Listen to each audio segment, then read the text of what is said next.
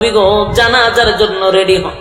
আল্লাহর নবী বলেন জিবরাইল রে জানাজাতে পড়াবো, লাশ কোথায়? বলে আপনার জানাজার দাঁড়ান।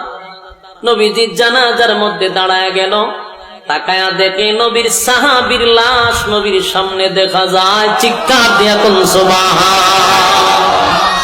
আল্লাহর নবী জানাজা কমপ্লিট করে দিল, কিন্তু আশ্চর্য হয়ে গেল, জানাজা শেষ হওয়ার সাথে সাথে দেখে চতুর্দিকটা অন্ধকার হয়ে গেছে।